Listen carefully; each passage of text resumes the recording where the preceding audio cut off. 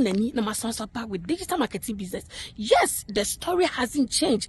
I keep coming here announcing this business to my community because of the massive results I have experienced in the business. It's been 2 years, and you see what is going on, the pictures that are going on. Yes, recently I was invited to one of our branches in New York for recognition, and I keep telling you, say, free, anything you need to be successful in this business is already in place for you. So check it out, because if you don't check it out, be some man checking out and come on home, me will be ad like this, and I'm saying checking out. I'm sure any payka, and it's a mama back be my name so me spine for to do the same. I am a coach, and as a registered nurse today, this is all that I do. I am willing to help my community see the other side of the world. We are not here to pay bills, work and pay bills. Reach out and I'll give you the rest of the details. Bye bye.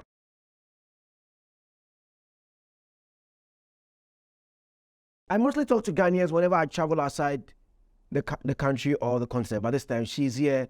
I decided to bring her to my studio for us to have a quick chat. I love her. I mean, I've had 1 or 2 conversations with her, and I love her opinion on things and what she's doing. She's a Belgian, but she's in Ghana right now doing something that she loves best. My name is Zionfelix. I have Shallie here with me. I don't want to mention her other name because it's not a Ghanaian name. I don't want to pronounce it wrongly. So you should do me the honor and give her the other name. Welcome to my studios. Thank you so much. You're looking beautiful. Thank you. What is the other name? Shani Abbiusi. Abbiusi. Yes. Which country is that? I'm half Italian, half Belgian. Oh, come sta? Bene, grazie. Per italiano? I don't understand. Oh, yeah, I can speak small. Oh, so you can also speak Chi? And to say, okay, so you are half Italian, half Belgian. Yes. How is it to be half Italian, half Belgian? It's interesting. The two cultures are very different, even if it's within Europe. Most people don't know this, but it's a very different culture. I think the Italian culture is more similar to the African culture than the Belgian one, if you want something to compare. We are very family oriented. I mean, the Italian is more family oriented. Yeah, the family in it, Italian families were very close. Yeah. We're very family oriented. We are very warm and welcoming. Whilst Belgians are more like close, they won't, be so welcoming as Italians. Italians, we say, oh, do you want to come to my house tomorrow? Let's eat. You don't have to make an appointment. You just arrive and, we'll always have a plate for you. So where did you grow up? I grew up in Belgium. Okay, so were you not in Italy? Were you not staying there? No. My family immigrated to Belgium. My grandfather was a charcoal mine worker. Charcoal? Yes, hard industry. Yes, so charcoal, like normal charcoal. Yes, okay. So he left Italy and moved to Belgium with his family to give them a better life. So my father was actually born in Belgium, but he's Italian. Well, yeah. How many siblings? 0. I'm an only child. Wow. How is it? Amazing, actually. A lot of people think I'm lonely growing up or it's boring, but actually I love it because I get princess treatment. I get all the attention. I'm very close to my parents. So, whenever, I need advice or something, like I just call them. Like it's a family of 3, nobody to play with. Well, I think that's why I'm so independent. That's why I just pack my bags and go somewhere in the world if I want to. I think it shapes me in a way that maybe people with siblings, would lack in. So I think. Let's look at the educational background. Pardon? Educational background. I'm a biomedical scientist. Well, I'm a lab tech. So I studied biomedical lab tech, science oriented. Did that for 5 years. Worked in a lab while I was building my career on the side. What career was that? I've been an international pageant queen for 8 years, representing my country abroad. That's Belgium country or Italian country? Belgium. Okay. So I represented Belgium abroad. I traveled to China, India. I came to Ghana for the first time as well. So with that, obviously, I grew my following. I did reality TV in Belgium as well. Did a lot of reality TV programs. So I really enjoyed that aspect more than, my career in the lab, because it's a very flat career. There's no... That was paying. It was paying for sure. It's a very, very good career field. If you're just like a stable norm of job, it's amazing. So you decided to leave lab and enter the field of, showing how brilliant that you are? Because most people do think that, it is a job for promiscuity. The media. No, pageant.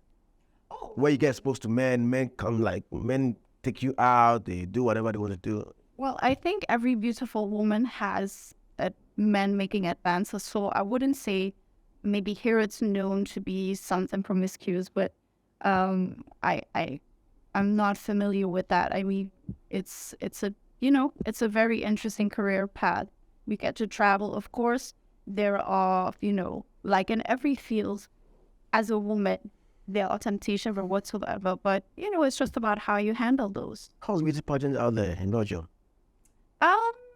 I think it's the same as anywhere else. Like, I think it's changing a little bit though. Before, they only would pick girls with who are very slim, who are very, look one type. And I think since I started to do pageants, it opened up a little bit more to, to give other women a chance as well, different body types and stuff. And I love what Miss Universe and stuff is doing. Like, they're accepting girls with, who don't have long hair, girls who have a different shape. And I think that's a really good thing. In Ghana here, sometimes past, it was in the news that they do pin some of the contestants to big men. That's why I asked. Oh, really? Yeah. Oh, wow. Does it happen at your place? Well, I'm not in the industry anymore. No, when you were in. No. Yeah, and you've never heard that. No. Well, I've heard it in big international pageants. So that's why sometimes it's really frustrating when you're not getting into the top 3 or whatsoever, but then you know why. So it happens. Like I said, in every industry there's corruption, but I never heard about, things like this in my country. 8 years of being a beauty queen, which are some of the pageants that you won? I started very local, and it was actually as a joke. Someone approached me and my friend, and they were like, "Oh, do you want to, be part of this pageant?" It was called Miss Fruit and Miss Fruit Belgium and Ambassador of Sint-Truiden, the city where it was. Maybe you're familiar with it since you travel. No. I know of the big cities like Antwerp, Brussels, Mechelen. Hasselt. I'm not sure I've been there before. No, Hasselt is nice. Leuven and Yeah, Sint-Truiden is one of those cities. And, I was like, why not? Let's participate. And, I won. It was actually... the first time? Yes. And it was just it was just participating for fun. And then I got started to represent my country abroad as an international beauty queen. So that was Miss Tourism Belgium. Okay. I won Miss Friendship. I was 18 years old, went to China for 1 month by myself, which was an amazing experience. It was scary, but it was amazing. I won Miss Friendship there. Then I did Miss Exclusive, which was a big pageant in Belgium as well. I did Miss Tourism Belgium after. Sorry, it's been a while. It's hard to go back in time. Then I did Exquisite Face of the Universe, which was here in Ghana. I did Miss Top of the World in India, and I actually hit top 3. Which was amazing. I won Miss Talent. So I did a good amount of pageants while I was studying. So it was trying to combine the two, which wasn't easy. So why did you switch from beauty pageant to media? Well, it's not that I switched. It actually went hand in hand. Okay. So, because I got recognition internationally and in my country, TV programs started to reach out on press channels. Obviously, you're in the press constantly. So TV shows started to reach out to me. I was like, okay, why not? Let's try. And the first show I did was actually really, really funny. It was it's called The Switch. So I had to switch lives with someone who had a complete different life than myself. So she had to take on the role of a beauty queen, and I would have to take on her life, which was she was an activist against fur. She was vegan, which wasn't popular back then at all. She had rats as pets. It was a completely different life. So it was a very interesting show. And from there on, I did more reality shows, a really big show. Shallie, Abbiusi is the person I have in the studio with me, Zionfelix TV. I'll be back after the break. When I come, we have more to talk about on why she came to Ghana and why Sawako. So we're cool. Until I say about Maka. Whether she will leave again or she still be here working as a media person. My name is Zionfelix.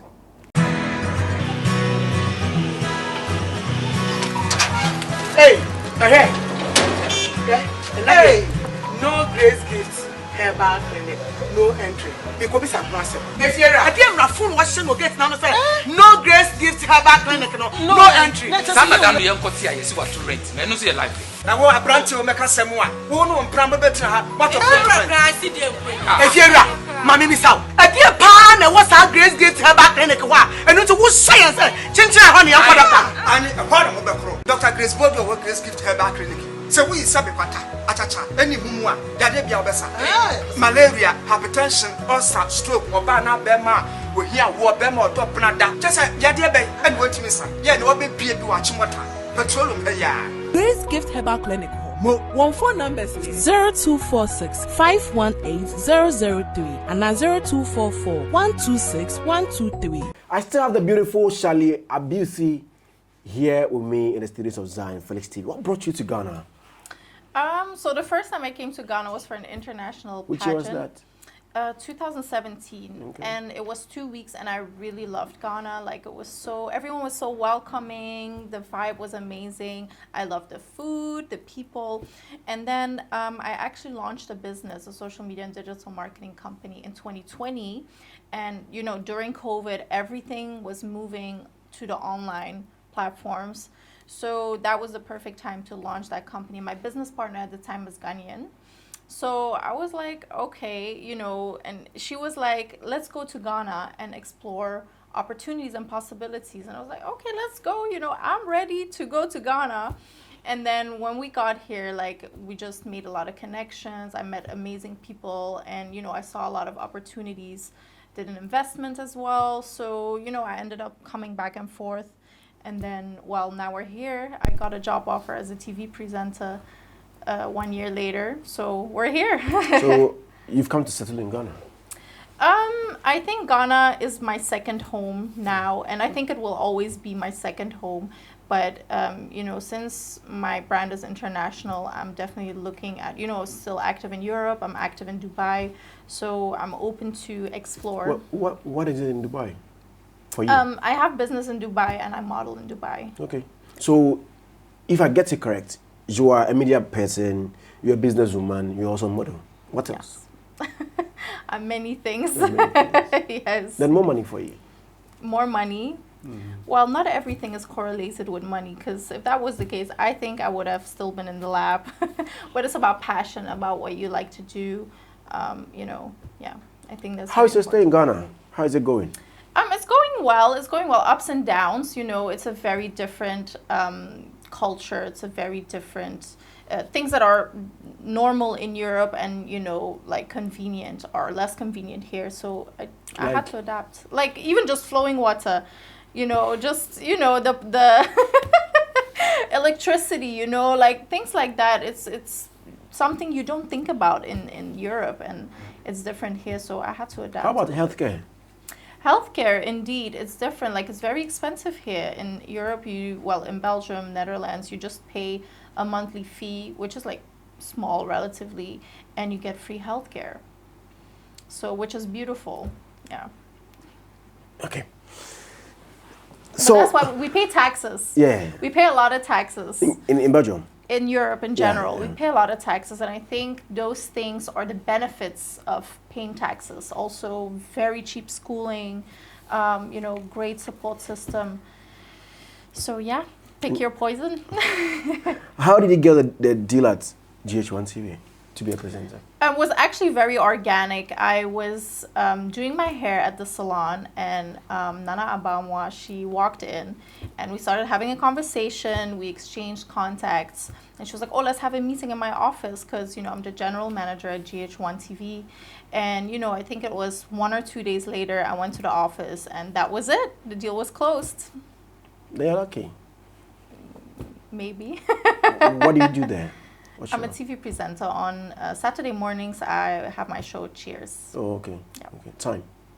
9 a.m. Okay. So 9 a.m. Saturdays, GH1 TV. I mean, you see this beautiful face over there and start enjoying her conversation that she have with her people. My name still remains Zionfelix. You travel a lot. Yes, I do. I mean, I go on your vlog on YouTube and it is business class from here to here and here and here and here and here. You get money. Well, not like you bloggers here in Ghana. Forget, we don't get anything. We don't get anything. We don't have anything.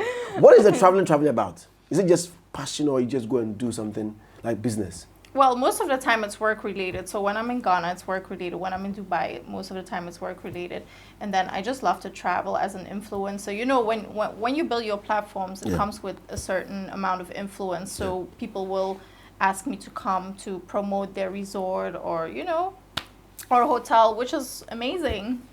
And you've been sharing your experiences with a business class on your vlog. How is it to fly business? Oh, it's nice. I love it. Like. Which is the best? Which airline did you enjoy the most with the business class? Honestly, I really love Qatar. I love Turkish Airlines. And to be honest, I flew Saudi Airlines and it was really, I was surprised. It was really nice. So, they don't serve alcohol though, so. But they have money, so I mean, the things are... It was nice, yes. I had a layover in Saudi Arabia and their business lounge was amazing. Like, you had like beds to sleep and like it was really comfortable. Saudi Arabia is a rich country. Those areas are very... They have like money. Qatar Airways, they have money. They have money, yeah. Yes. But did you fly business, economy? Well, once in a while, it depends. For example, when you fly in Europe, there's no business class. Yeah, I know. Right? You know, it's very short flights, so, you know. Small flights. So, yeah. Yes, indeed. But I mean, like, international flights. I mean, flying out of Europe. Well, if I can, I prefer to fly business If you can. class. But you're able to afford business. How can't you afford economy? Well, sometimes you have to choose, right? You know, what do I spend my money on? Maybe I just did a new investment, so I want to save, so I'll do premium economy. But, you know, premium economy is not bad. Yeah. But, you know, I mean, I like nice things. I like soft life. You really enjoy the Air France one. Why? What is wrong with Air France business class?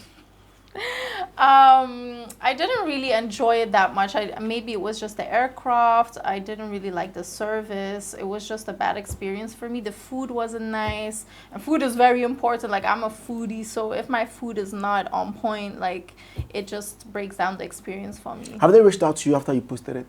No, they haven't. They should, actually. Yeah, they should. Yeah, they should. I mean, if somebody uses your service and then he or she is not okay with it, I think you have to reach out and then see what you can do to improve upon it. But have you used KLM? I have. KLM is nice. Okay. KLM is the same company. I don't know why that difference. I don't know. Maybe it was the aircraft because I was flying to Martinique. Okay. So maybe because it's an island, they don't use their best aircrafts. I don't know what it was. What's the longest hour you've been in a flight? Oh, the longest. Almost like to Hawaii, so that's like 24 hours. In a flight? Yes. Not just continuously, but with layovers. Okay. Yeah, that was my longest trip. So, I mean, you are in Ghana right now. Yes. Apart from media, what else do you do in Ghana? I have my social media and digital marketing company, and, you know, people can book me for modeling. You know, the industry is different here when it comes to modeling. But yeah, I do that, and you know, I'm a businesswoman, so I'm always I'm launching some brands soon, so keep an eye on the gram. A lot of things are pending. From my eyes, you're not a plus size, but on your platform, you describe yourself as a plus size model. Or maybe I don't understand plus size. Well, in the fashion industry, I'm plus size, so I know the terms are, you know, people have some issues with it. You know, we have curvy models. I am a curvy model or plus size model, but in fashion, I'm plus size. So, you know, that's how it is. So we can only, you know, contribute to help the fashion industry changing. Because years back, plus size wasn't a thing, you know, plus size modeling, fashion, curvy fashion, it wasn't a thing. So I'm really happy that, you know, the fashion industry is starting to change. On TikTok, one of the videos went very viral. I mean, you were talking about the rate at which price of goods were rising. You bought a bottle of water for 1 cedi, and the next minute it was 3 cities. Yes. Does that worry you? I mean, somebody who spends euros. I mean, who earns in euros. You have a lot of euros in Belgium. Of course, it worries me. I'm worried about the Ghanaians. So seeing these price increases, I can only imagine, I earn CDs too now. So I mean, it's affecting me too. It's affecting everyone. And I do think it was alarming to see prices increase, not just from water, but from electricity and all of these things in such a short time span. How do you see Ghana's system? I mean, comparing it to where you come from. I mean, how things are pretty. I mean, even the roads. I mean, you get to places where you see potholes. I mean, in Belgium, I don't know if you see those things. We have potholes too, but is it like Ghana? No, it's not. Obviously. Like, how do you see a system over here? Well, there's a lot of room for growth. I think Ghana has so much potential. It's an amazing country, and even if you look at the natural resources, Ghana should be one of the richest countries. But it's just the management, and maybe the people are content in a way, like they don't really care to. Like we have no choice. Maybe, but when things like this in other countries happen, you see revolutions happening. You see, people protesting, and here in Ghana when they protest, it's like, oh, did someone bring my lunchbox? Let's eat. It's time to eat now. I want some jollof rice in between. Let's make some music and clap. Like it's not very effective. But I do think, I hope that, the system will change eventually, because Ghana has so much potential. Have you been to any other African country aside Ghana? I have. I've recently been to Togo, and I've been to North Africa, so Egypt, Tunisia, Morocco. I know it's different from the rest of Africa, but I'm definitely excited to explore more. Togo was a little bit dead. I mean, it's very peaceful, but there's not so much to see. Well, when you compare it to Ghana, like there's literally nothing to see there. How is it like working at GH1 TV? Oh, it's nice. It's interesting. I mean, it's very different from reality TV, being a TV presenter. So I definitely learn a lot, and I'm really grateful for the experience. Thank you very much for coming. Thank you for having me. Your social media handles. Shallie Abbiusi on all platforms. Spell your name for us. SHALLIEABBIUSI. Shallie Abbiusi on all social media platforms. She happens to be a plus size model, but she's not a plus size. But in the model world, she's a plus size. She's TV host on GH1 TV, Saturdays 9 in the morning, catch her live. And then again, she's a businesswoman. So any legitimate business we are there, she does it. So let's do business, legitimate business. It's very, very important. Follow her on other social media platforms. My name is Zionfelix. Thank you very much for watching. Bye-bye.